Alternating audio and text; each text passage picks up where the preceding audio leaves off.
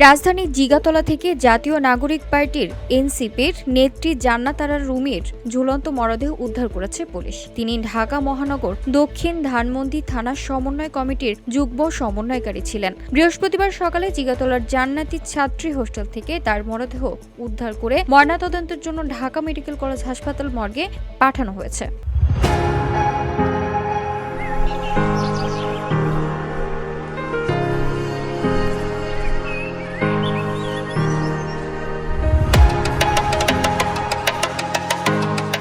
হাজারীবাগ থানার ভারপ্রাপ্ত কর্মকর্তা ওসি হাফিজুর রহমান জানান, জিগাতলা পুরাতন কাঁচা বাজারের পাশে একটি ছাত্রী হোস্টেল থেকে তার মরদেহ উদ্ধার করা হয়। পরে ময়নাতদন্তের জন্য ঢাকা মেডিকেল কলেজ হাসপাতালে পাঠানো হয়েছে।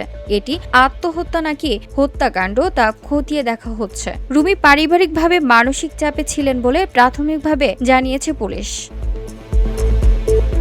জান্নাত আরার মরদেহ উদ্ধারের ঘটনায় বেলা 11:30টার দিকে সামাজিক যোগাযোগ মাধ্যম ফেসবুকে ভেরিফাইড পেজে পোস্ট দেন এনসিপির কেন্দ্রীয় যুগ্ম সদস্য সচিব তারেক রেজা।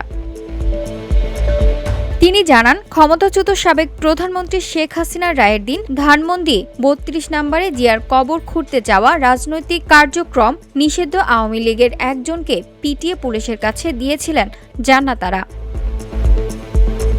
এরপর থেকে আওয়ামী লীগ জান্নাত আরাকে সাইবার বুলিং, হত্যা ও ধর্ষণের হুমকি দিচ্ছিলেন বলে তারেক রেজা তার পোস্টে জানান। ওই পোস্টে তারেক রেজা আরও লেখেন, এই কারণে জান্নাত আরা রাতে আত্মহত্যা করেছে।